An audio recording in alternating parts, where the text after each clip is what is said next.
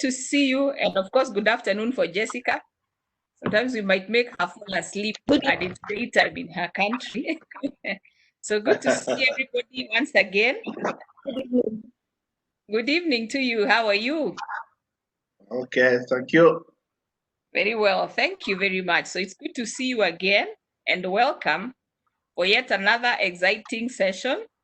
This time round, we're actually going into the NAIDAC principles, ethical principles. You remember we said NAIDAC has developed a very elaborate ethical code for its professionals. Remember we said NAIDAC stands for the National Alcoholism and Addiction and Drug Addiction Counselors Agency, basically. So it's the Association for the Addiction Professionals. So we are going to be relying on that a lot of times in our work. And I did say that we are free to think about how it can influence our own local codes of conduct. So we are going to, Moreko introduced us to the various principles of NAIDAC, and we are going to look at each of them one at a time. For today, we shall look at 3 of them. I will look at the first one on the counseling relationship. Moreko is going to look at the next one on confidentiality issues, and Moses will be looking at workplace standards. So I'm going to share screen so that we can begin.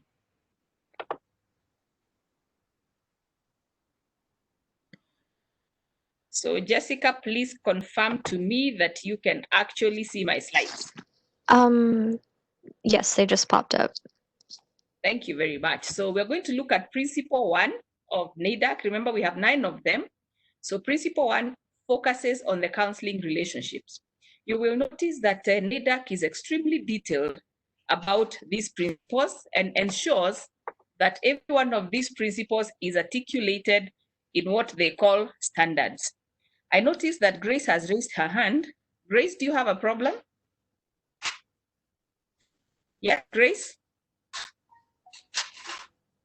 Okay, I think I got it wrong. So we have got, for every principle, each of the 9 principles, we've got a group of standards. So we're going to look at the standards under each principle. What the standards do is that they go into greater details to elaborate on that specific principle. For example, the counseling principle has about 42 standards. You notice we are in a walkthrough.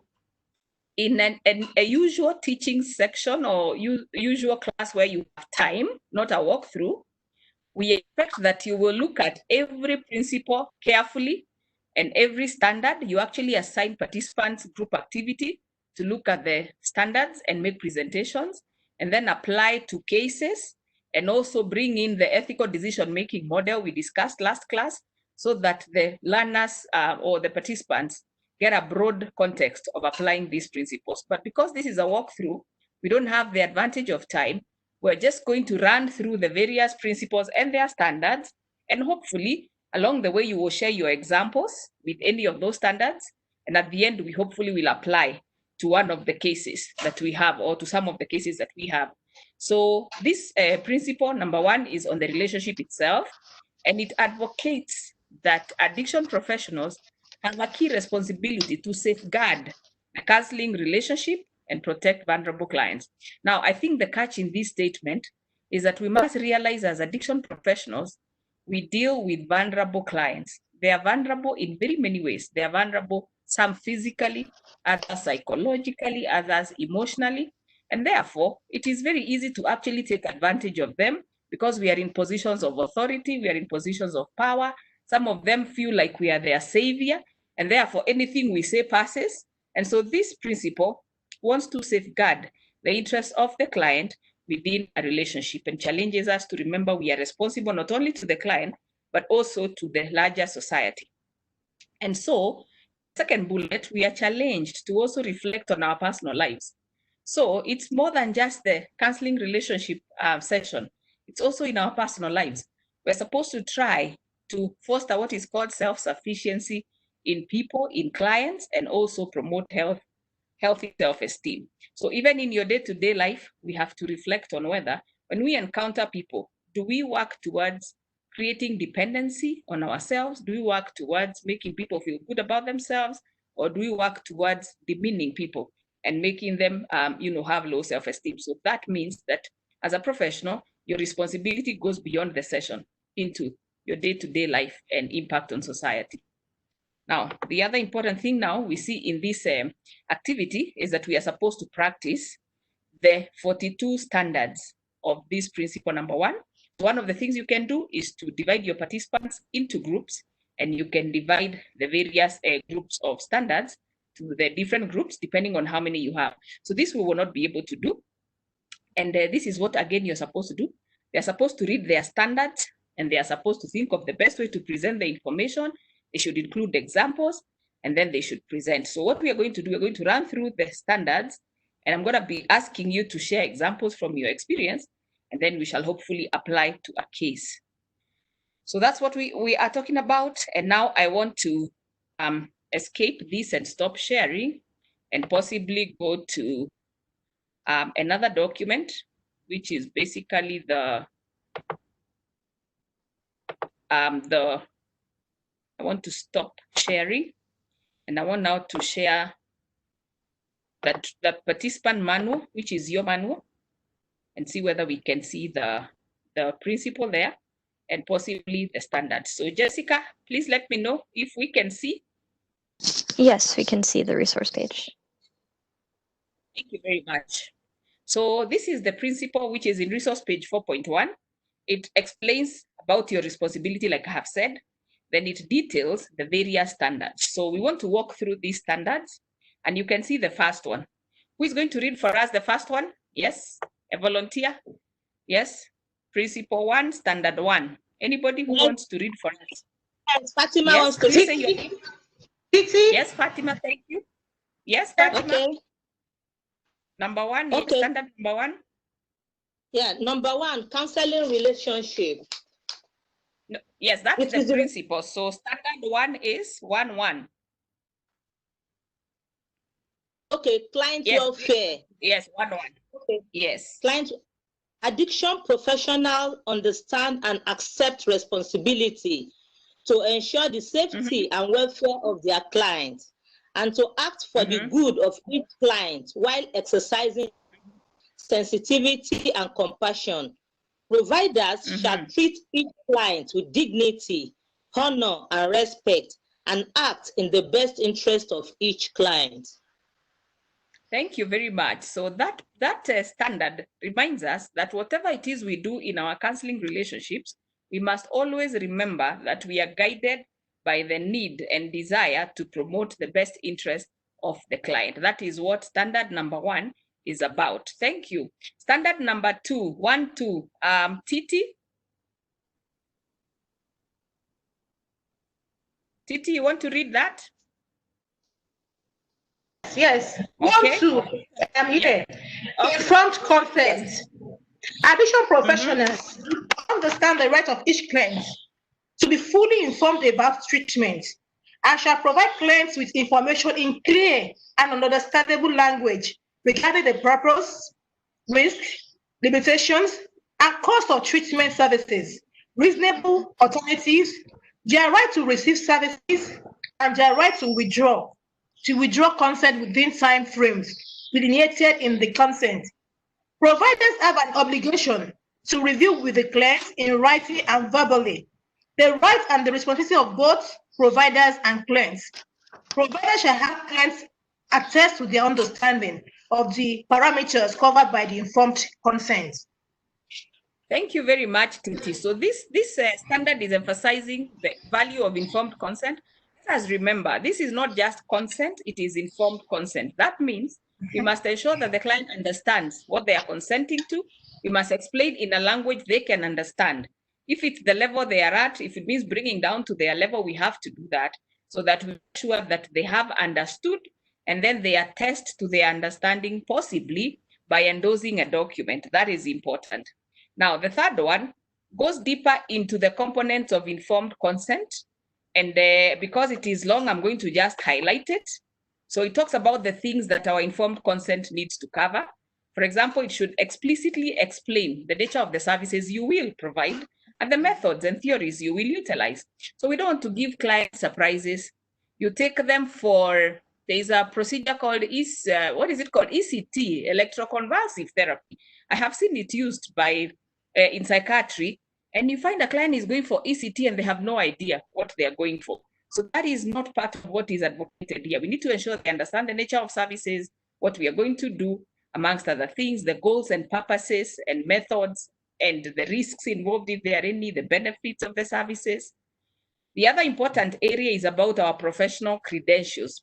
We need to make sure that the clients also understand. And under that, we ensure that we let them know about our limits of competence. So for example, if you're an intern working to help clients, it's important you tell them you're an intern. If you're experienced in a certain area and not another, it's good when you let the clients know so that if their needs are beyond your competence, you will be talking about referral. Issues of confidentiality should also be covered in the consent. The policies around continuation of services, for example, should the counselor become incapacitated? Should the counselor die? Who continues with the client? So all these things need to be detailed in our informed consent. Whether you're going to use technology, what kind of technology and what boundaries. Can the client contact you on social media? Is that acceptable? So all these things must be consented to very early. Then the implications of diagnosis and intended use of tests and reports. What about fees and billing? Right to refuse services and the right to be treated by a person in training without fear of retribution. So all these, the right to refuse. So for example, sometimes I have seen situations where we put clients in treatment programs. Those treatment programs are run largely by interns, and we don't even inform the clients of that. So these are the things we are being challenged to ensure they are part of our informed consent. Okay, very well. Who's going to read number 4, standard 4? I thought I saw Alero. Alero, your hand was raised. You can read standard 4. Addiction professionals Okay. clarify the nature of the relationships with each party and limits of confidentiality at the outset of services when agreeing to provide service to a person at the request or direction of a third party. Thank you very much. I think this is important. Many times we assure clients of confidentiality, but we forget to tell them about the limits of confidentiality. Can anybody give us an example of limits of confidentiality or situations when confidentiality may be limited? Anybody can give an example? A patient that has threatened to commit suicide, and you have So told them you're going to be. Thank you. If a client threatens to commit suicide, then you're obliged to disclose to relevant parties, and that means that you're going to breach confidentiality. So if you hadn't mentioned about those limits at the onset of your services provision, then that becomes an issue. So that's what we are reminded about here. Now, the next one is diversity. We are reminded that we should respect the diversity of our clients and to remind ourselves that those clients come in with their values and we have our values, and it is not our business to impose our values on the clients. So that is also part of what this relationship is about. And I have seen situations where particularly new counselors or counselors in training get the impression that they should try to convert clients into their value system. And that is not professional. So this standard reminds us about respect for diversity and tolerance for diversity, whether it is in clients, whether it is in supervision, etc. Now, the next is discrimination. Discrimination is an important component of the counseling relationship. It is easy for professionals to actually discriminate, knowingly or unknowingly. So we are reminded that we should not engage in or even condone or facilitate or collaborate. Now, that's to say, you might not be the one practicing, but you may know someone in your environment practicing. You have a responsibility to ensure that something is done. And the discrimination can be based on diversities like race, like ethnicity, like religion, like color, whether gender, age, nationality, sexual orientation, marital status, political affiliation, and all disability and all this. So these are all examples that are given to emphasize that we have to be conscious sometimes of the temptation to treat people differently based on the diversity. The other one is legal competency. So can someone read about legal competency?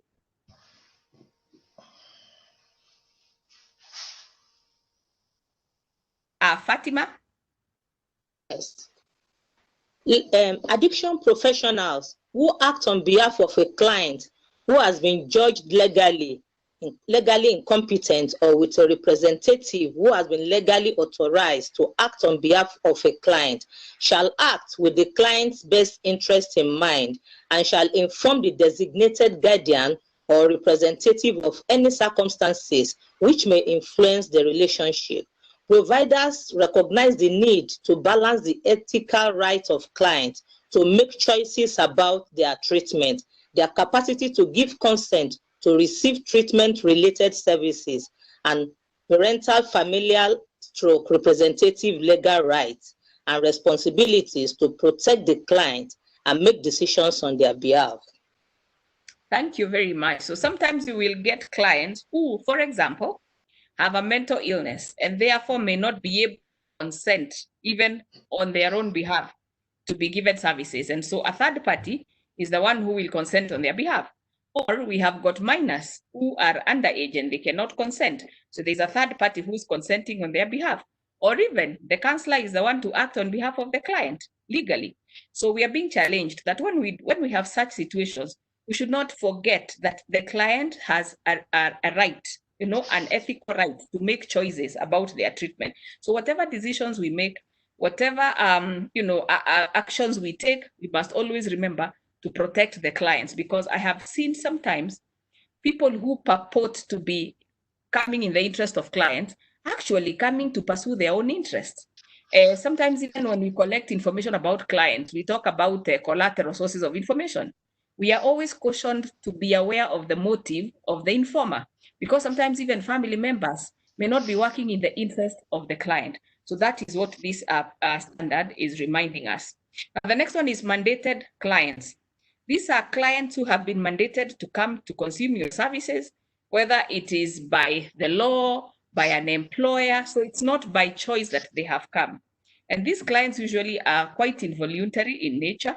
And we are being challenged that when we have these mandated clients, we have to think about or explain to them that some of the work we do with them, we will need to be answerable to the person that brought them to us, whether it's their supervisor, whether it is the court. But at the same time, we need to discuss with them at the beginning around that. And if they refuse your services, because some of them may say, no, I'm not going to come because if you're going to discuss with my employer or my supervisor, I don't want to come for your services. We also have a duty to ensure that we discuss with them the potential consequences of their refusal to take up mandated services. But at the same time, we remember to respect their autonomy. The next one is about multiple therapists. This one addresses issues of, well, more than one person will work with the client. So probably you will work with a psychiatrist to refer the client or another professional. So we are reminded to ensure that the clients give us, consent to release information to other people. So that is what this is about. Number 10 is about boundaries. This recognizes that when we work with clients, that's a relationship. We need to confine our activities within that relationship and be aware that sometimes we can violate those boundaries if we are not careful. And so this one cautions us against moving the boundaries beyond the accepted parameters with our client. Please keep that in mind. And 11 is related. This one is talking about dual relationships or multiple relationships, where besides the counseling relationship, you engage in another relationship outside that one. Maybe you engage in a business relationship. The other day I shared with you about my student being provoked to do business with a client. It might be, another way, sexual relationships. Sometimes you can actually find clients wooing you into relationships. Other times it is people you have already had relationships with before that are coming in to become your clients, and there are dangers of all those relationships. And so this standard reminds us about that and guides us on what to do. Number 12 is talking about prior relationship. And we are being reminded that when we get into counseling, it is risky if we work with people who we already had pre-existing relationships with. This is because they could actually become a burden. And I think we have been talking about that and related to the previous point. 13 is also quite similar. It is about previous client. And we are cautioned that when we initiate contact with clients with whom we have had a relationship before, we must document this for consultation and supervision. So that's to say, for example, you release a client from your program and you have finished with them in terms of follow-up work. So should you start initiating contact with them? Should you start a relationship with them? For example, a romantic relationship with them? Those are things that we are being asked to think about, our previous clients. The other one is about groups and how we should work with clients in groups. Remember, when we work with clients in groups, even confidentiality is threatened. So we have to think about telling the client what it will be like to work in a group counseling setting. What are some of the limits of confidentiality? But we must also try to provide reasonable precautions to protect the different members. 15 is about financial disclosure. Sometimes I have seen people take in clients, not tell them how much they will pay for their services. And when they are done with their program, the bill they are given is impossible. That's what we are being told. We must disclose the financial implications of treatment. Now, communication is emphasizing a very important point here. Sometimes we will even make clients consent. Sometimes we shall explain to them about financial disclosures, but the language we use is a language they don't understand. Some may even read our documentation and sign, but they never understand. So we really didn't communicate. So this one is emphasizing the need to ensure that when we communicate with clients, we're using languages and ways and means that are developmentally appropriate. So they are within their stage of development. So if they are younger children, if they are older people, and at the same time, they are understood within their cultural context. 17, very important, it's about treatment planning. And what is being emphasized here is the need to collaborate. I think we talked about that in the principles of treatment, the need to collaborate with client, the need to review the treatment plans periodically with client. 18 looks at the level of care and says that we must always be guided by a desire to provide the highest standard of care. 19 emphasizes what we emphasized in UTC 5, the value of documentation. So whatever it is we do with our client in our relationship, we must document. 20 emphasizes the need for us to be advocates of clients. Remember, that's one of the functions of case management. 21 guides us on how we should make referrals and how we must ensure that the client is entitled to services to meet all their holistic needs. So it is our responsibility to refer. However, when we refer, we must consult them. We must ensure that the referrals we are making consider their cultural realities, their language realities, so that we are matching them to the skills of the people we are referring them to. 22 actually challenges us to be aware of the risk of exploitation of clients. This is because we have got certain positions that we hold. Like I said earlier, clients see you as their savior. It's very easy to exploit a client, whether monetarily, whether emotionally, whether psychologically. So this is what we are being challenged against. 23 is about sexual relationships. Like I said, some of the clients will actually tempt the therapists to engage in romantic relationships because they are vulnerable. Some of them have sex-related disorders. So it is your responsibility to protect the client from these kind of relationships. Termination. Should you need to terminate your services because they are no longer needed or because you're no longer serving the client's needs, you have got to provide pre-termination counseling. So don't wake up one morning and tell the client, I am not going to be seeing you because of ABCD. You have a responsibility to counsel them about termination, to refer them to someone else, and to even help them understand and feel like they are making a choice about whom you're referring them to. Now, 25 is about coverage. This is where, as a therapist, like we said, as part of your self-care, you might need to take a vacation, you might need to take leave, you may be unwell or something else. So who is going to see the client whom you are seeing when you're away? Discuss that with the client. That's what coverage is about. 26 is about abandonment. Should you need to leave for any reason, you have a responsibility to prepare the client for that termination so that they do not feel abandoned. So if you just walk away and the client comes to look for you and you're not there, that's actually tantamount to abandonment, which we are challenged about. 27 is about fees, where we are told that we must make sure that the fees that we charge are fair, reasonable, and commensurate with the services we provide. And so we need not exploit clients, and we must also ensure that it's within the client. We should consider whether it's within the client's ability to pay. I have seen some organizations actually, do a scaled sort of charge depending on the client's ability. Self-referral is where we are cautioned against referring clients to our own private practice. So I'm working for your program, I have my own practice, and then I use that opportunity to refer clients to myself. The other one is about commissions. Some people sometimes will get commissions from clients or their families to refer them to certain treatment programs. That is what is being challenged here. The other one is enterprise, where people take advantage of relationships with clients to start doing business with them. That's what is challenged here. 31 is about withholding records. This is where, for example, the client fails to pay, you decide you're not releasing records for treatment of that client. For example, you did some test, they have not paid for it, you decide you're withholding the results, yet they are supposed to help the client's treatment. 32 is related to withholding records, but this one is with regard to referral. So you need to give certain reports to another party, and you decide you're not doing that because the client has not paid. Now that is not allowed.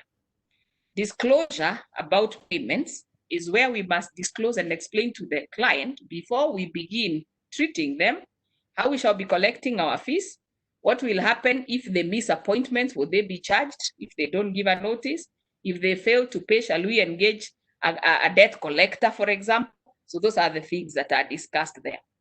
In 34, it is regardless of compensation. This is to say that you must provide the same level of professional service to clients, whether they are able to pay you in full or even not in full. So that is basically around not discriminating based on ability to pay.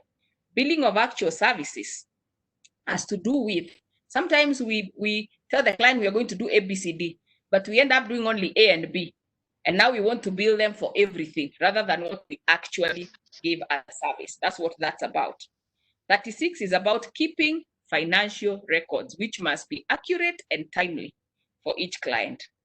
37 is about suspension, that if you want to suspend services to a client because they are unable to pay, you don't wake up and tell them, now please go. You must give them reasonable and written notice if you're going to do that. Now, unpaid balances is where you discuss with the client and you give them a notice in writing if you intend to get a third party to help in collecting unpaid dues, or if you intend to take legal action. That needs to be said. And if you do that, if you are going to seek a third party, you're required not to reveal any clinical information about the client. Now, 39 is about bartering, where you exchange your services for gifts or other things for the client. And I remember one of my colleagues had a treatment service and the client opted to pay using cows rather than money. And this is what we are calling bartering. But you're told to make sure that you don't exploit the client. You must make sure it's the client who has made the request, not yourself, and that it doesn't distort your relationship. It's also within the law, and you make a contract so that the client is not disadvantaged. 40 is about receiving gifts. If you receive gifts, because sometimes in some of our cultures, gifts are part and parcel of any services, we must remember how it can distort the relationship. We must think about the value. We must think about the client's motivation and also our own motivation for receiving. Now, 41 is about an invited solicitation. This is where the clients haven't come to ask for service, but we need their money. So we solicit them to become our clients, especially because we see they are in vulnerable situations. That's what is challenged. And finally, 42 challenges us against engaging in personal or romantic relationship virtually with current clients. And I think this is very common because of social media. So those are the 42 standards. I'm going to open very quickly one of the cases that you beautifully wrote. I think this one came from, I don't remember where it came from, but I got it in the LMS. I think it's from Eastern Africa. You have actually shared a very wonderful case about, let me see where I don't see it. You've given us a very wonderful case about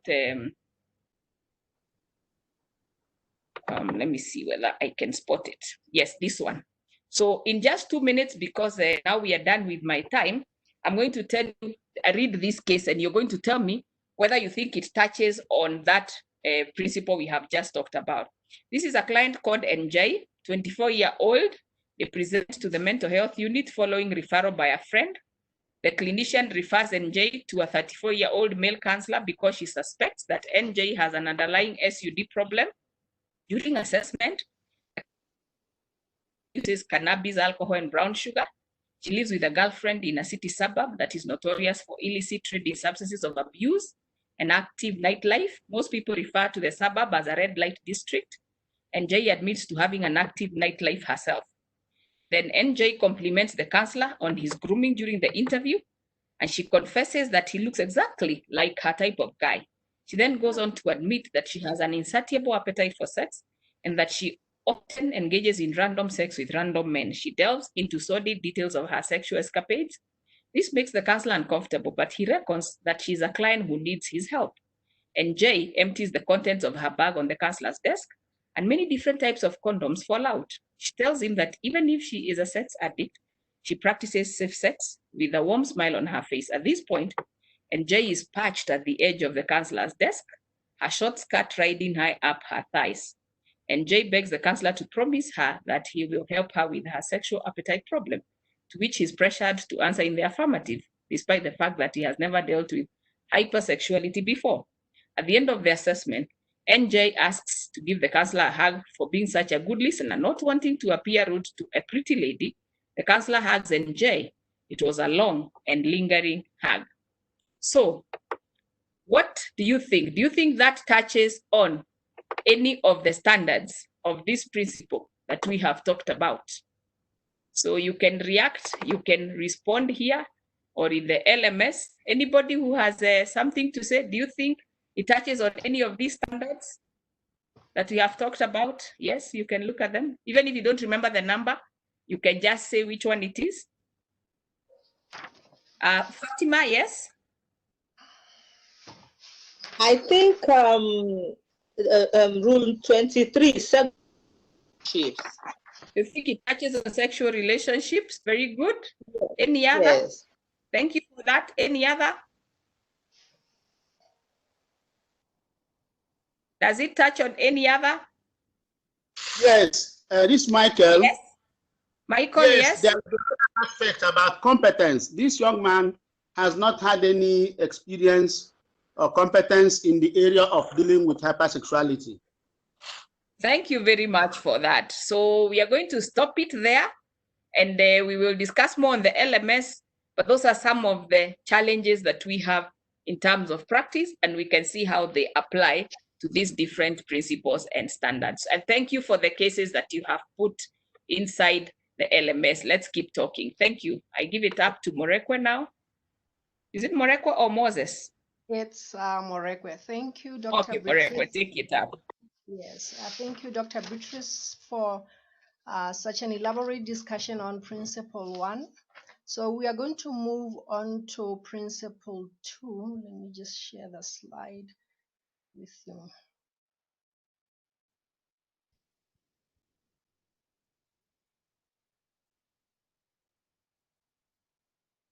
Can we see the slide?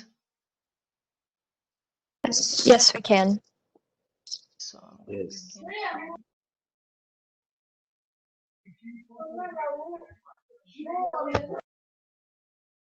Okay, Principle 2 focuses on confidentiality and privileged communication.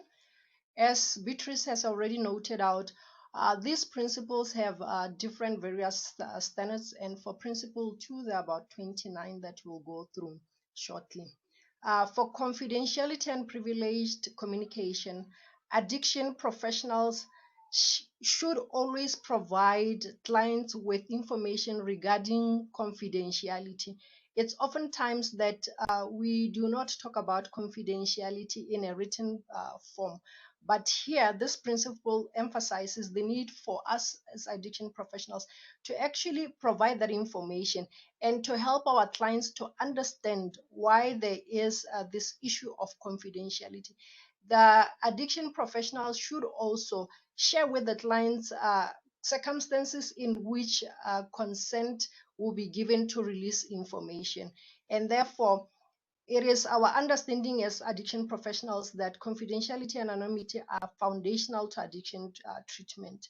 In instances where you are dealing with more than one client, for example, in couples therapy, in family sessions, there's also a need for us to discuss confidentiality, its limits, because you are dealing not only with one person, but with several people. And most importantly, to ensure that everybody who is involved in that session, whether 2 or 3 people, actually have their own individual confidentiality that is given.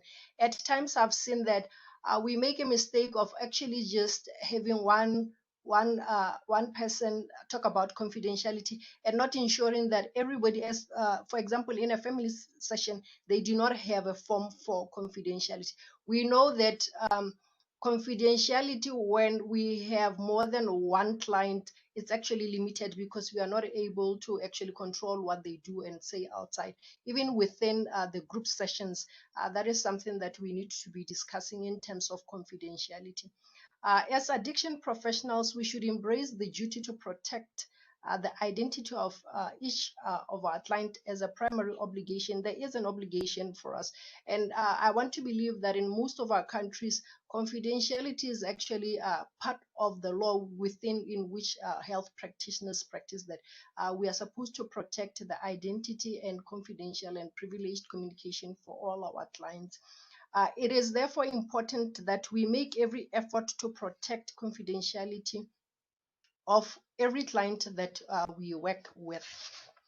So we are going to move on to a small exercise similar to what we did in Principle 1. So I'm going to stop sharing.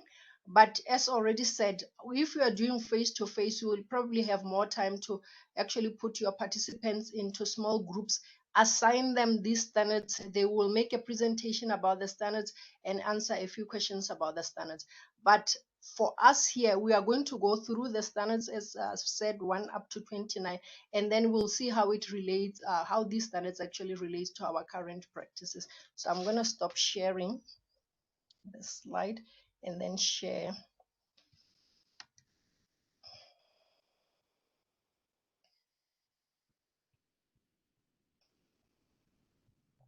Share the standards.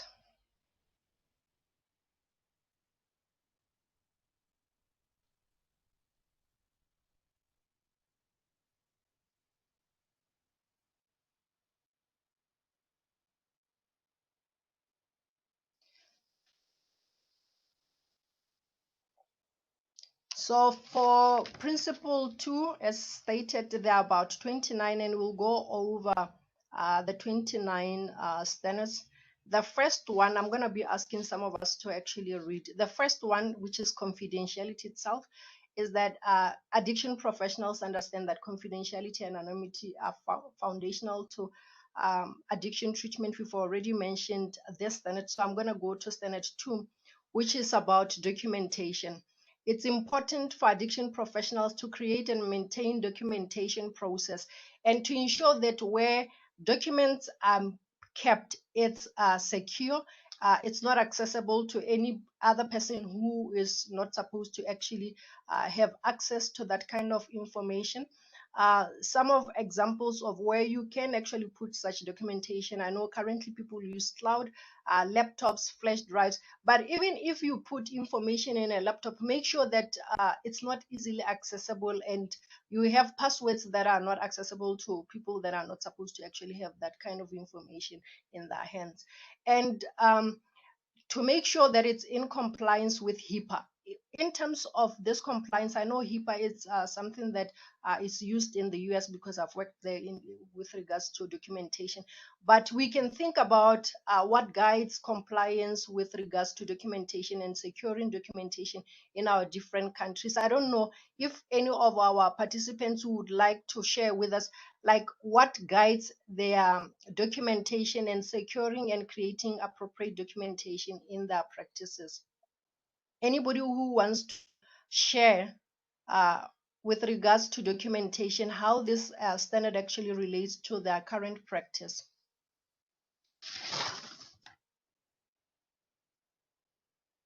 Documentation further, while we are still at it, we also need to make sure that we understand how the records will be stored for how long.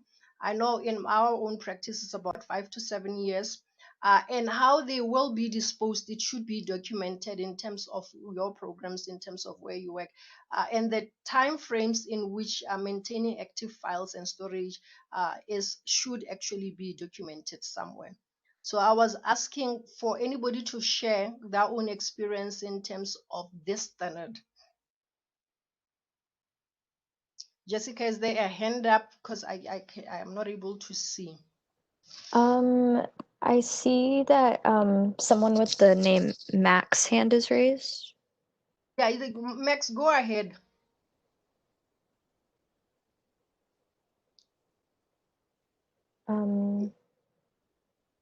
Okay, I'm going to move on to standard 3.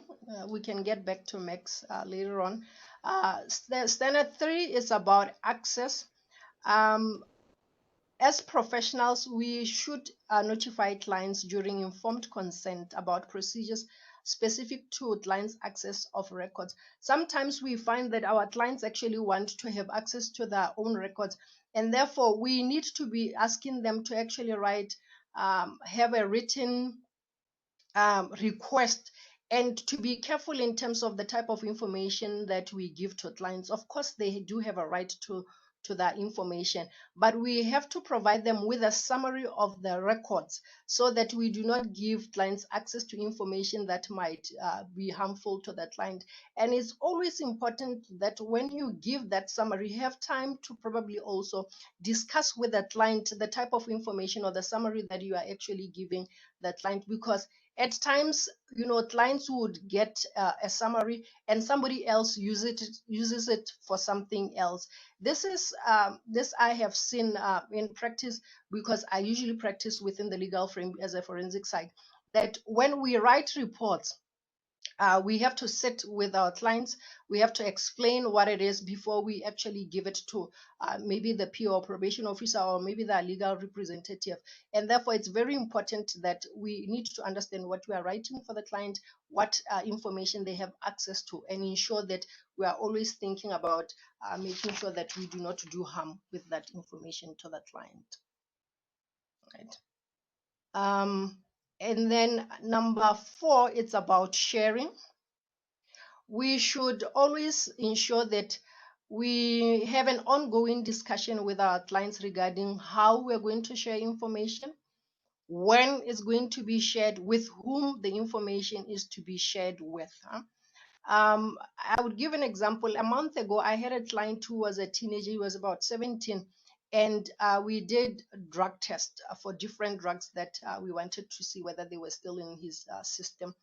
And his main concern was, would his parents be the first ones to actually get the drug test results? And so I did have to sit with him and to explain to him in terms of confidentiality that it is me and him. Obviously, we will receive the tests because it was coming to my office, and then we can then call the parents, obviously with his consent, to discuss about the results of the information. So very important in terms of actually sharing with our clients in terms of what the information, or who's going to have access to the information that it's about them.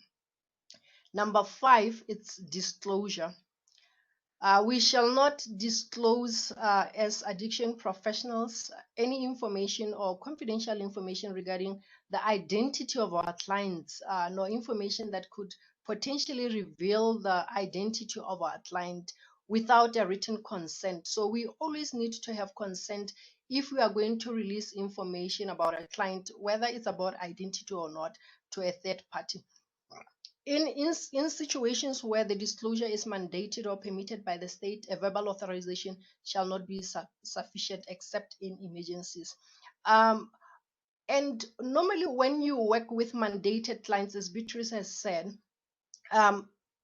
there's the client who is your client, probably maybe the court or the probation officer if they're mandated by the court or the court, and therefore they're automatically going to know because that is your client, and you need to have that conversation with the person that you are actually dealing with at the time. Number 6, the sixth standard is privacy. Addiction professionals and organizations, they work to ensure that confidentiality and privacy of clients is protected. Number 1, by providers. Like if it's a program, make sure that all the information is protected by the providers, the employees, the supervisees, if you have interns or practicum students, and office personnel, because at times where we leave out office personnel like the secretary, people who are cleaning, we leave them out in terms of them understanding that they cannot share information about who's coming to the clinic, what did they come in with, and therefore very important to ensure that if you are in a program or working for an organization, everybody understands this very important issue about confidentiality and privacy. Number 7, which is limits of confidentiality. We always want to ensure that our clients understand the limits of confidentiality, what can be disclosed, which is legal and ethical boundaries of confidentiality. In terms where providers are legally required to provide that information, we always want to make sure that when our clients first initially come, we do discuss limits of confidentiality, because when you are subpoenaed, you are likely to actually disclose some information. So it's important as a clinician or as a counselor that when you keep records, ensure that the records that you keep, in case you are mandated, they do not do more harm to your client, the way that you keep the records. Number 8, imminent danger. Addiction professionals may reveal client identity or confidential information without client's consent when a client presents with clear imminent danger. That could be danger to self, danger to others. And usually, like in my practice, when we talk about limits of confidentiality or imminent danger, we would always want to make sure that the clients actually understand why we would have to probably reveal or disclose this information regarding danger to self or others. And it's always important to ensure that they understand that it's for you as a clinician to ensure that their safety is a priority. So in case they then are being asked about suicide ideas or thoughts or past suicide attempts, they understand that you've already discussed it in terms of confidentiality. Number 9, addiction professionals ordered to release confidential privileged information. It is already sort of tied into number 7. In certain instances, we are mandated, as I've already said, to provide information about our clients, and we want to ensure that we do that with and making sure that there's no potential harm to the client or the counseling relationship. It should not come as a surprise to the client that the information is sent. It's something that you also want to discuss with the client, that the court has actually required information about you, so that it does not dampen or ruin the relationship that you've already established with your client. We also need to determine who is actually very essential in terms of sharing information. As practitioners, even if we work in a multidisciplinary team, I know it's the next standard, we want to make sure that only essential people, and when special circumstances, are the ones that actually have the information about our clients. And our clients should also know, if we are working in a multidisciplinary team, you shall inform them of your team members, who they are, their duties, and as to how actually they are supposed to actually, or maybe why it's important for them to have that information. So it's important for you to share that with your client, rather than just to assume that, you know what, they know it's a program and all that. Because at times, when people work in a multidisciplinary team, sometimes they forget and say, oh, in the meeting, this. So your clients actually should actually be have knowledge about the people that are likely to have that information. And it should be known to the client that usually when we share information about them in a multidisciplinary care team, it's for their own good. It's not just sharing information about clients. Then location. When you discuss confidential information about a client, ensure that it's where there is privacy. You don't want to share information with your clients or discuss about your clients in anywhere. So you should make sure that wherever you have conversations or discuss issues with your clients, that their privacy is maintained. In terms of prayers, addiction professionals shall obtain clients' authorization prior to disclosing payers, not pray, payers, prior to disclosing any information to third parties payers. It could be Medicaid or Medicare. In our countries, it's insurance or medical insurances or private payers. So usually, like for us in Botswana, because now they do pay for addiction services, our clients already know that usually we just write a diagnosis, and that's the only thing that actually goes to the medical insurance besides any other thing, unless if they request information and we obtain consent from the client prior to actually giving them information about our clients. Encryption. Addiction professionals shall use encryption and precautions that ensure that information being transferred or transmitted electronically or other medium remain confidential. If you do not have means to ensure that people do not hack into your system, I would always encourage, do not use digital means until you are sure that there's no that the information that you are transmitting is actually very secure. This one is interesting in that yesterday we did touch on this issue of deceased. As an addiction professional, you shall protect the confidentiality of a deceased client by upholding legal mandates and documented preferences of the client. I'm interested now in terms of what we are thinking, TT, because yesterday you gave an example of a client who had a son but was not in a position to share with their family while they were still alive. But you had issues in terms of whether you should actually tell the family about the son that this man had or not. So having, or maybe like just seeing this standard about the fact that we shall protect a confidentiality of deceased lines by upholding legal mandates. I know Dr. Oku also, you did want us to further discuss this. What are your thoughts about this issue or this standard, given the example that TT gave yesterday? TT, hello? Hello? Hello, Marikwe. Yes, Yeah. yes. I thought people were saying that he's not right, so I was expecting them to come up with their suggestion today.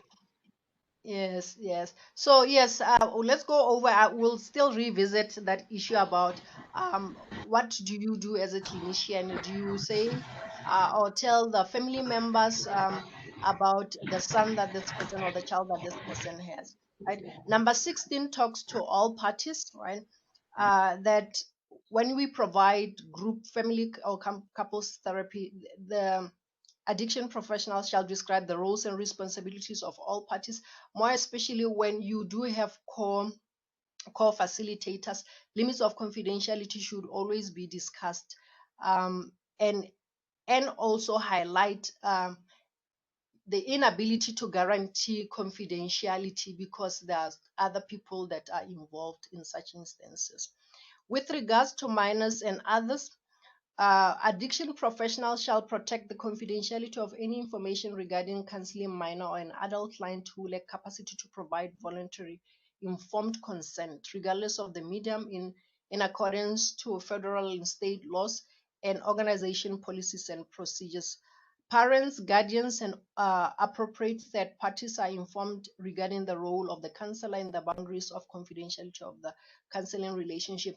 This we find a lot of our parents when they come to our clinics, they usually have a difficult time actually understanding this issue of confidentiality. I know one of the parents said, you know what, I'm the one paying for the sessions, so why shouldn't I know? And all the time, most of the time, we have to sit with our parents or the parents minors to explain issues of confidentiality, and also to help the minors understand, because they are always concerned in terms of what we share with the parents. But we always come back to the minors to say, you know what, this is an issue, and let's discuss this issue and why it's important maybe for your parents to be actually put abreast or with this issue. We discuss it before we even call the parents. Number 18, storage and disposal. You shall create as addiction professionals and abide by organizational, obviously government procedures, federal policies regarding the storage, transfer, and disposal of confidential client records. The records shall be maintained in mediums and forums of documentation. It's all similar to the ones that we've mentioned before. The issue of video recording, it's important. I know in certain instances we have practicum students internship where they video record so that they can be those videos can be discussed in supervision. Before video recording, you want to ensure that your client actually consents to that. And then recording e-therapy, the same as video recording, you would want to ensure that you have consent from your client before you record any type of therapy. And most importantly, also to ensure that whether video or recording of e-therapy, we want to make sure that the clients actually are made aware of how you are going to dispose that, how you are going to store the recording, how you are going to maintain it, and within what time frame is it going to be kept. Then regulation or federal regulation stamp. We shall ensure that all written information released to others is accompanied by a stamp. Obviously, if for our countries, it's not going to be federal regulations because this is more applicable to the US. But when we do transfer information or when we write to others, we ensure that our stamps are there in all the documentation that we take into other providers. Transfer of records. We shall obtain permission from clients to disclose or transfer records to legitimate third parties, right? Steps are taken to ensure that receivers of counseling records are sensitive to their confidential nature. So when we transfer information or files for our clients from one provider to the other, we should make sure that there is a written permission from our clients before we do that. And then written permission, number 23. Addiction professionals who receive confidential information about a client, past, present, or potential, shall not disclose that information without obtaining written permission from the client, allowing for such release. So anytime when we transfer or receive confidential information about a client, or maybe there is a transfer of you transfer your client from yourself to another clinician, there should actually always be written permission to actually disclose the information that you already have about that client. Then multidisciplinary case, number 24. Addiction professionals are part of an integrative care team and shall not release confidential client information to external care team members without obtaining written permission from the client allowing such releases. This actually also relates to the issue of case management. I know sometimes we forget that we need to get written permission, especially when there are other external care team members. We forget that we always need that permission from our clients. And as addiction professionals, number 25, we have to release information in accordance to the laws in our countries if there is issues concerning clients' communicable or life-threatening diseases. Temporary assistance, when serving clients for another agency or colleague during a temporary emergency, we shall do the same in upholding confidentiality. We will do it the same way that the person that you are holding fort for would have done, right? And then number 27, termination. When you terminate, you shall take reasonable precautions to protect client's confidentiality in the event the counselor's termination of practice, incapacity, and death. I think also Beatrice, in the previous principle, it's covered, but here it speaks more to confidentiality. And then number 28, is that with regards to consultation, we shall consult about our clients only for professional purposes. That is very important. Sometimes we forget as addiction professionals that we need to stay within the clinical or counseling realm when we discuss our clients. And then the last, that is the last principle.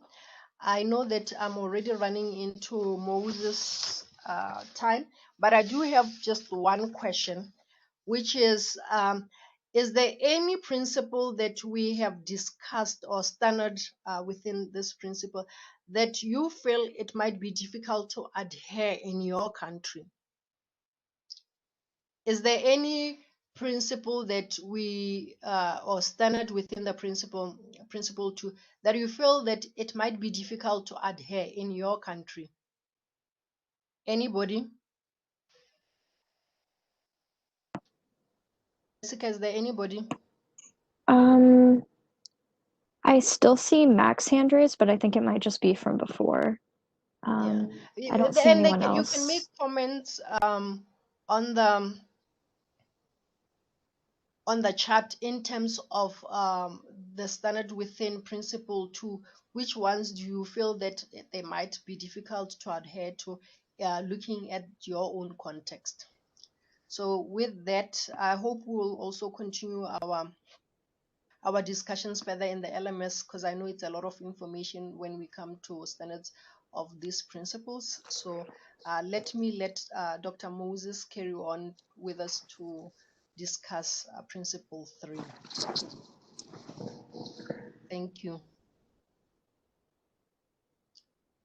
Moses? Hello? Yeah, thank you very much, Morocco. Yes. Yes, it's getting more and more interesting. Yes. It's a topic that most times we try to, share with some professionals in my own place. They say, "Wow, these standards are actually very difficult." But I say, well, you don't just wake up into addiction. You know that you are prepared for it, and that's why we need training and retraining.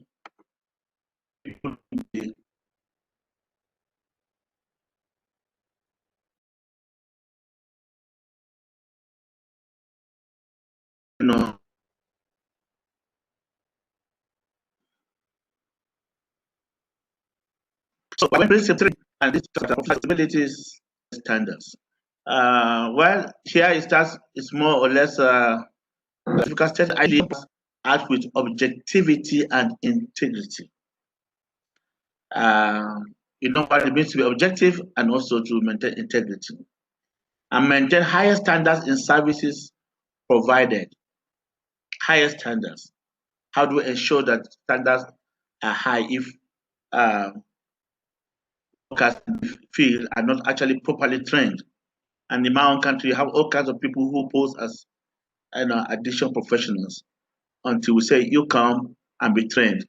But most times, some of them will not even come for training, but they claim they are providing addiction services, which are not evidence-based. Then, but the 3 recognize that effectiveness in the profession is based on the ability to be worthy of trust. Can our clients trust us? Because this is a very important aspect. If they don't trust us, there'll be no therapeutic relationship, and it will be difficult for us to be able to help guide these clients, to change for the better. So trust is actually something that we need to demonstrate and earn it from our clients, to be able to affect their lives positively. And they have reflected on the ethical implications of clinical decisions. What sort of clinical decisions, do we make? How do they affect the client? How do they affect the organization? And how do these clinical decisions even affect us as individuals and as our professionals or our profession? So we have to actually think and make sure that we offer our clients the best, and be sure that whatever we do, we can defend it anytime we are called upon, to do so. And we have the qualification and the skills to, we are for it.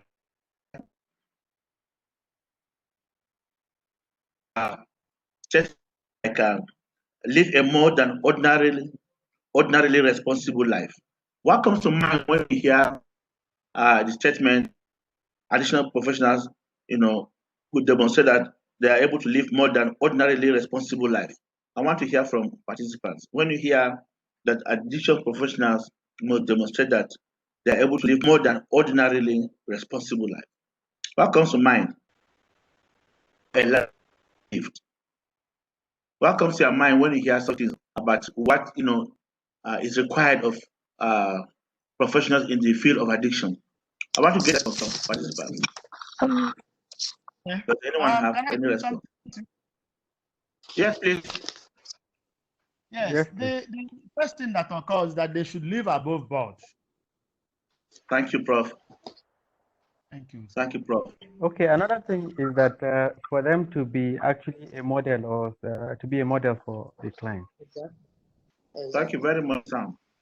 So, when we are doing this course, I say, you see, it's like training a priest. You must try to live above board. You must be a model. So if you can't live above board and you cannot model this behavior for your clients, then why are you in that field? Because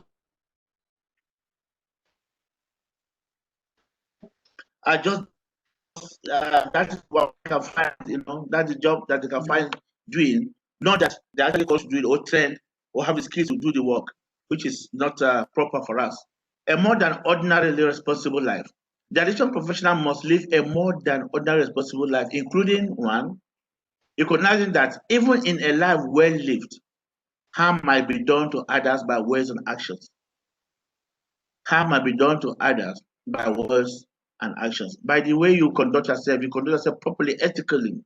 But sometimes you find that you might do some harm to some and speak louder than words. So that's a cause for caution. We should be careful in our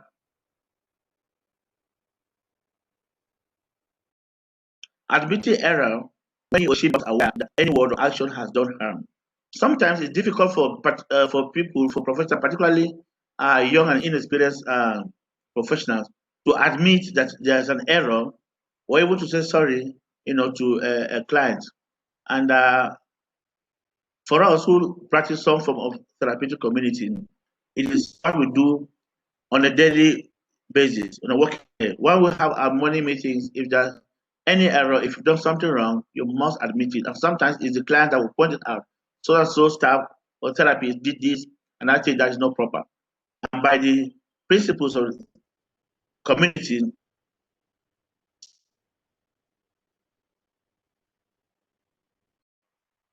matter how you feel strongly, no defense, admit, apologize.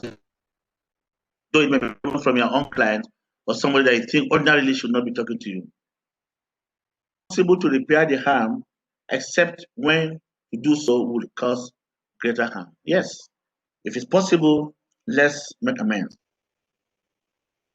A small group exercise we're going to do, and here we have up to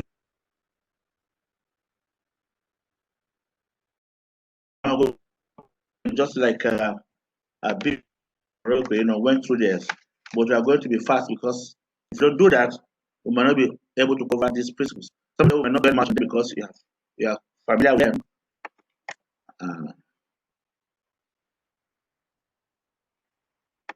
So let me share from our resource page now.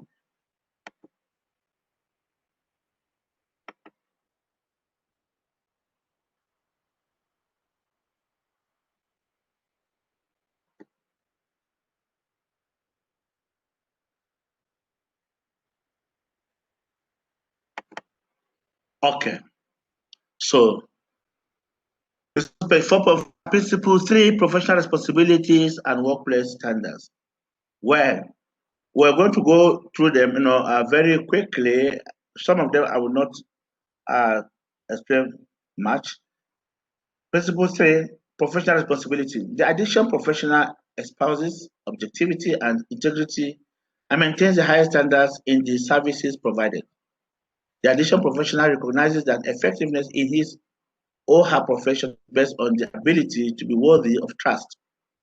The professional has taken time to reflect on the ethical implications of clinical decisions and behavior using competent authority as a guide. Furthermore, the addiction professional recognizes that those who assume the role of assisting others to live a more responsible life take on the ethical accountability of living responsibly. So if you cannot live responsibly, you don't belong. The addiction professional recognizes that even in a life well lived, as we said earlier, harm might be done to others by words and actions. Very correct. When he or she becomes aware that any work or action has done harm, he or she admits the error and does what is possible to repair or ameliorate the harm, except when to do so would cause greater harm. And professionals recognize the many ways in which they influence clients and others within the community and take these facts into consideration as they make decisions in their personal conduct. So, yeah, a lot here. And I keep telling people, many people who are not trained, who are not certified, who set up treatment services, claim they are doing addiction counseling and only God knows what they're doing. I tell them that they need to come for training. And sometimes when you are going through this code of ethics, then I get to know that they have a long way to go. Their responsibility, we say additional professionals shall abide by the NADA code of ethics. Additional professionals have a responsibility to understand and follow the NADA code of ethics and adhere to applicable laws and regulations. It's not just reading and understanding, but you have to adhere. Integrity. I don't think I need to check on that because I have so much to go. Discrimination. Number 3.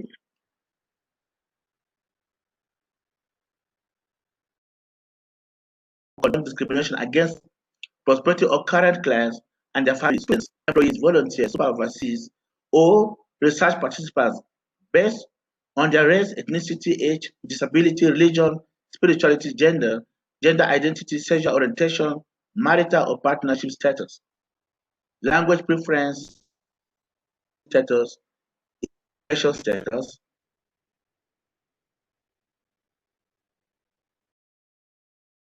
or any other, no basis, non-discriminatory. Additional professionals shall provide services that and non-judgmental. In my environment, people tend to judge very easily. And providers shall not exclude others in professional relationships. Providers shall maintain appropriate professional and personal boundaries. I don't have much problem with staff in our treatment setting, but I have with support staff who are not attached, but they have to support us since it's a treatment setting, and you have to continue to retrain them and remind them of some of these principles that they have to abide. Sometimes they don't even know why this thing should apply, but you have to do your best to ensure that they abide by these principles. And a few were let off because they couldn't abide by some of these principles, and we felt they didn't belong there because their letter of employment stated this explicitly to them. Additional professionals shall not participate in, condone, or be associated with any form of dishonesty, fraud, or deceit. Know your limits. Try to be frank and sincere about what you do, and don't engage in any fraud or condone it, or even be associated with it in any form. Because if you do that, you will lose your respect and there will be no trust between you and your clients, and you will not be effective in your place of work. Violation 6. Additional professionals shall not engage in any criminal activity. Additional professionals and service providers shall be in violation of this code and subject to appropriate sanctions, up to and including permanent revocation of their NADAC membership and NCCAP certification if they, 1, fail to disclose conviction of any felony. Number 2, fail to disclose conviction of any misdemeanor related to their qualifications or functions as an addiction professional. In my country, there are all kinds of people who pose as addiction professional with all sorts of fake qualifications, but you know that they are not even qualified, just to impress people. And these are people that we are trying to fish out and put the word down. And then engage in conduct which could lead to conviction of a felony or misdemeanor related to their qualification or function as an addiction professional. Are expelled from or disciplined by other professional organizations. Most times people will not disclose until you find out. And even when you're taking people who are coming from other places, you need to know why they left their own places of work, former place of work, and find out. Otherwise, you might miss. We had that initially when we started our own center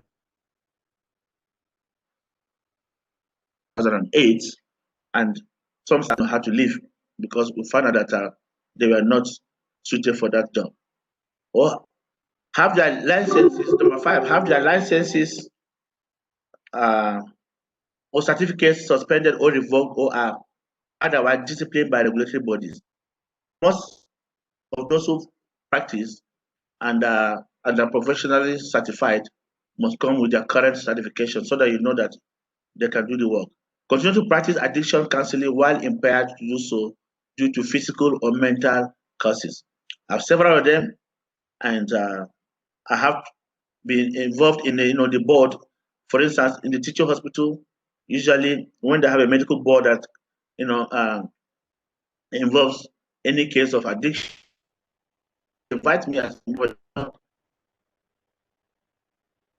sometimes this one can let them go for treatment, and you have kinds of argument, legal argument, and give their own view and what they know about it, and what the civil service rules state, and what the law states, and what professional conduct states. So you come from different directions, and before you make up your mind about the case, just like we have this decision-making model. And then number 8, continue to identify themselves as a certified or licensed addiction professional after being denied certification or licensure, or allowing their certification or license to lapse. And 9,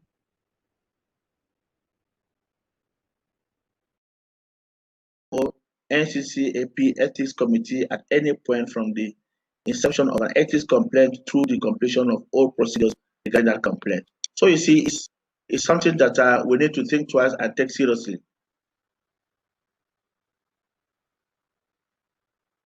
Professional shall open any form of harassment, including sexual harassment. I don't have problem with my staff, the professionals. It's only the support staff that wants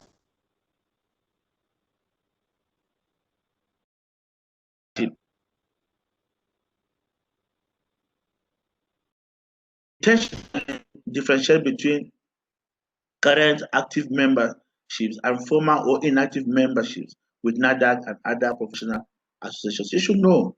And then the credentials too. And if somebody says he has a master's degree, he has a bachelor's, or he has a doctorate degree, he must do produce and then the credentials too, 9, additional professionals shall claim and present only those educational degrees and specialized certifications that they have earned from the appropriate institutions or organizations. Providers shall not imply master's level competence until their master's degree is awarded. just said that, and providers shall not apply doctoral level competence until their doctoral title or degree is awarded. The accreditation of a specific institution of higher learning or degree program shall be accurately represented. So that's some of the credentials. And the accuracy of representation. 11. Professionals shall ensure that their credentials and affiliations are identified accurately. Providers shall correct all references to their credentials and affiliations that are false, deceptive, or misleading. Additional professionals shall advocate for accuracy in statements made by self or others about the additional profession. For those of us who supervise and also do administrative work in this part of the world and are engaged in clinical services, you must scrutinize every credential, every application, every document to ensure that whatever is presented is correct. Otherwise, you can run into problems. Misrepresentation. Additional professionals shall not misrepresent professional qualification, education, experience, memberships, or affiliations. Providers shall accept employment on the basis of existing competencies or explicit intent to acquire the necessary competence. Scope of practice. Everyone should practice based on their own competence, scope of practice, and should not go beyond that. And providers shall engage in counseling practices that are grounded in rigorous research methodologies. Providers shall maintain adequate knowledge of and adhere to applicable professional standards of practice and not begin to experiment with clients and do things that are unethical or even not evidence-based, as some people do around here. So you have to ensure that things are done properly, especially supervisors and those of us who are administrators, that they don't bring the name of the program into disrepute, and ensure that you protect the clients, protect the organization and even the profession, and you don't run foul of the law because you can run into problems. The boundaries of competence. Additional professionals shall practice within the boundaries of their competence, we said earlier, and competence shall be established through education, training skills, and supervised experience, and national professional credentials, and certifications, and relevant professional experience. Yes, they might have the degree, but are they certified by their own professional board, and then so many other things, and ensure that they have the whatever they are to have the skills, and don't go beyond that. Efficiency through and supervise to independent specialty services. Providers supervise experience and seek protection to ensure the validity of their work and protect clients from developing skills in new specialties. For continuous professional development, and they need to acquire new skills. They need to continue to develop them and keep abreast of current happening in their own area of college. And their educational achievement. Additional professionals recognize that the highest levels of educational achievement are necessary to provide the level of service clients deserve. Yes. Provider embrace the need for formal and specialized education as a vital component of professional development, competency, and integrity.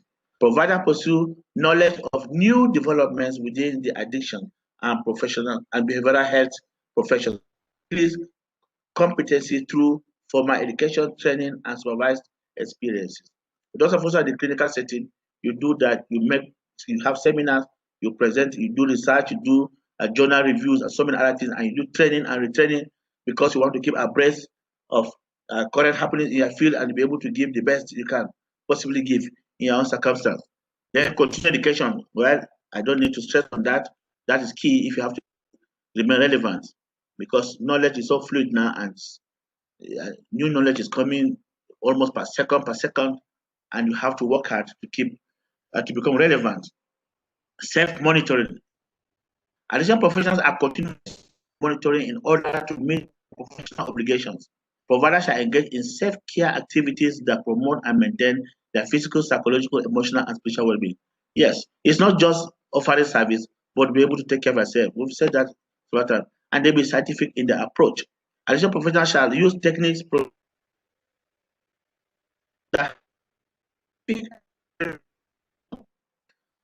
providers shall utilize counseling techniques and procedures that are grounded in theory, evidence-based, outcome-driven, and or a research-supported promising practice. Providers shall not use techniques, procedures, or modalities that have substantial evidence suggesting harm, even when these services are requested. No. So we have to take note of that. And then innovation and multicultural competency.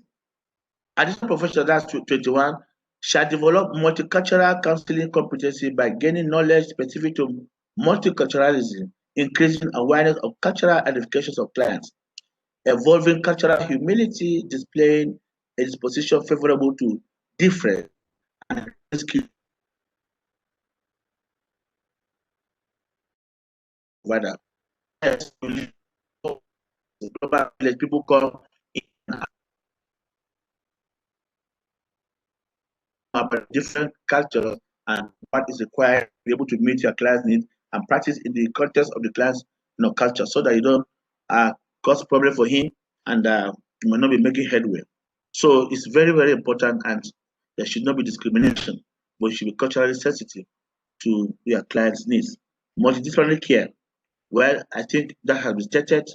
We don't want to. Medical professionals, I don't want to go into it because well, maybe 23, let's read it. Additional professionals shall recognize the need for use of mood-altering chemicals in limited medical situations. Yes, because we are now. And we work to educate medical professionals to limit, monitor, and closely supervise the administration of such chemicals when their use is necessary. If you're in a treatment center like ours, it's not a big deal. But if you are only doing counseling and you're not in a treatment setting and you have to refer a client to medical professionals, then this is very, very necessary. Sometimes I know some of my colleagues can be very arrogant and say, who are you to be telling us what to do? Just mind your business. So we'll find that in this part of the world. Collaborative care, 24. Additional professionals shall collaborate with other healthcare professionals in providing a supportive environment for any client who receives prescribed medication. So you have to collaborate. Multidisciplinary care, I don't think I need to talk on that because I think Beatrice and Morocco have touched on that. So we have to move on. Collegial, you have to be collegial. Additional professionals are aware of the need for collegiality and cooperation in the helping professions. Providers shall act in good faith towards colleagues and other professionals and shall treat colleagues and other professionals with respect, courtesy, honesty, and fairness. Those of us who are in the treatment center, initially when people come, you have this kind of friction, interprofessional rivalry, friction, but use your experience as an administrator to be able to resolve this problem. There must be respect for every professional, and we must work together, for the good of the client, and treat colleagues and other professionals with respect. And there must be courtesy in the way we approach people. Particularly the seniors tend to talk to the juniors as if they don't really matter, which is wrong. And we should try to be honest and fair so that we have a conducive environment for everyone to work. Collaborative care. Additional professionals should develop respectful and collaborative relationships with other professionals who are working with a specific client. Providers shall not offer professional services to a client who is in counseling with another professional except with the knowledge and documented approval of the other professionals or following termination of services with other professionals. Sometimes, even in our treatment center, you get this kind of problem. One counselor may complain that another counselor is trying to do another counseling, take their client and doing counseling, so on and so forth. And you have to call them and find out what is happening and tell them where they are at and correct, because it can bring a lot of friction. And so from time to time, you find these things happening even in particularly among inexperienced and younger professionals, or those who are in training. 28 qualified additional professionals. Oh man, is gone. Well, I don't think I need to. you can read it on your own. You have the qualification, advocacy. You have to advocate for your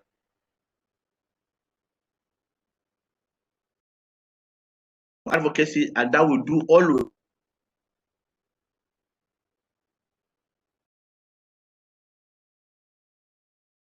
Outside the program, and it involves, you have opportunity to talk for your clients, whether it's regarding law policies or whatever, you need to be there to defend, to advocate, and to speak for your own clients. And present knowledge, additional professional shall respect the limits of present knowledge in public statements concerning additional treatment and shall report that knowledge accurately and without distortion or misrepresentation to the public and to other professionals and organizations. During the World Drug Day, we had a TV about 3 of engaged, but some of my discussers made some statements I wasn't comfortable because I don't think they were presenting the knowledge accurately. So I had to correct them after the program, and I thought that was not right. It's not ethical to speak that way. And then you have to look at organizational versus private, and then public.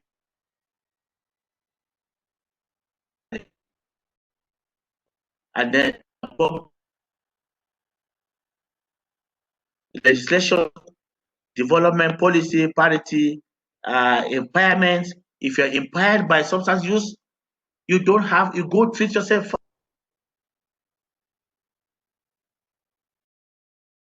To some clients, you cannot give what you have. So impairment can come in various ways that we have to read and be sure we understand, and then referrals, termination, policy or willful situation involving the provider's incapacitation, termination of practice, retirement, or death.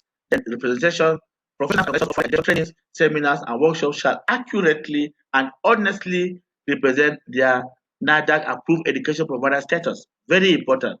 And providers and organizations shall meet all requirements put forth by NADAC if they intend to promote active provider status. And then promotion, testimonials, reports, advice, dual relationship, we've said it, illegal practices, supervision, then credit. That's the last one. Additional professionals shall give credit to the authors or creators of all materials used in their course of their work. Providers shall not plagiarize another person's work. Yes, we use a lot of UTC slides. We have knowledge them as such, and it's very important. And then the source and authors must be acknowledged. Here is a case that you do in your LMS. You can go through. It relates to the professional responsibilities and workplace standards. That's the case study, and I don't think we have time to read it because Jessica, do I have some few minutes to read the case? We're 3 minutes past time, but if it's just going to take a few minutes, I'd say it's okay to go a little over. Okay. Let me read through it quickly because it's very interesting. I'll just go through it quickly, then we stop. This is a assignment that is relates to these professional responsibilities and workplace standards. Case study. You are a counselor in an outpatient substance use disorder program. You are aware of your ethical obligation regarding your professional conduct as a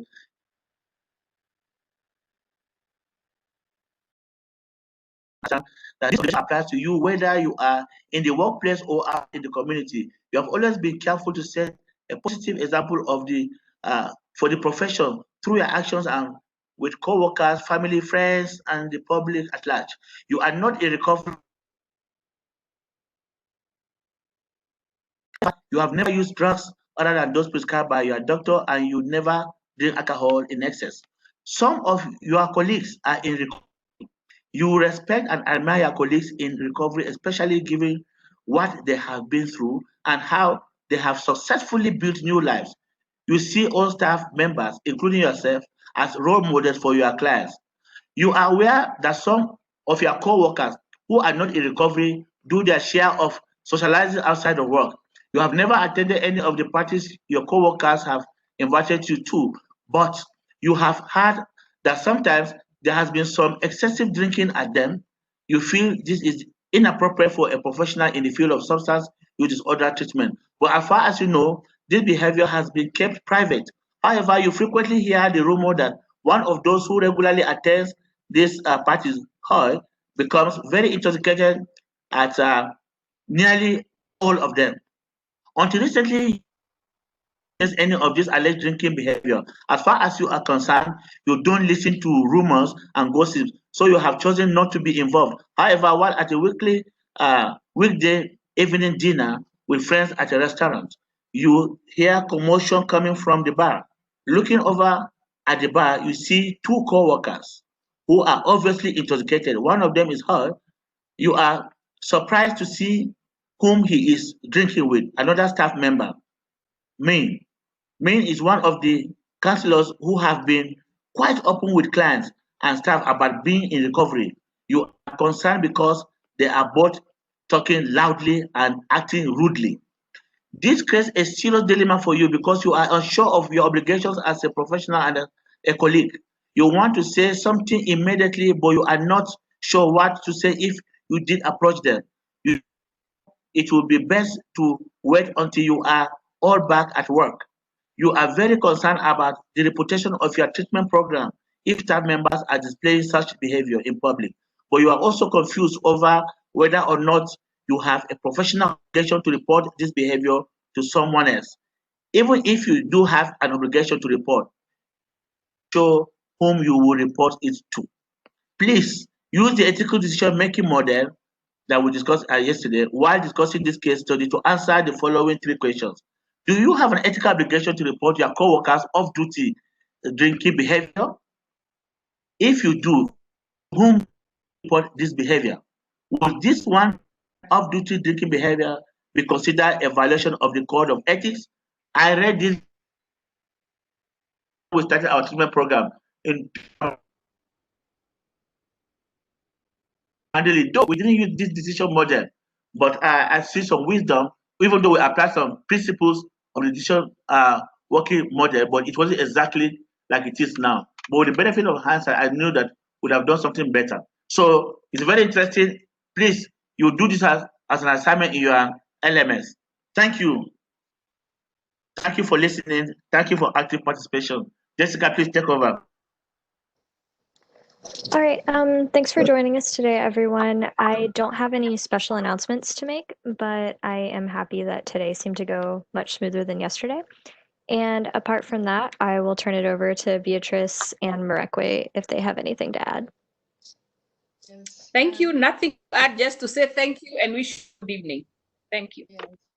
No, thank you, everybody. There are case studies for principle 1 and principle 2 that you can also attempt on the LMS. I've just seen that somebody was asking about the LMS. Maybe Jessica, you could. I've seen that you've sent the link also for the LMS for those that had questions about it. So for the case studies, you can attempt them or even address them in the LMS that are for principle principle 1 that Beatrice discussed, and principle 2 and the one that Dr. Moses presented. But besides that, thank you very much. I know we are 8 minutes behind our scheduled time, so good night. Okay. Good night, everyone. Good night. Good night. Bye. Good night, everyone.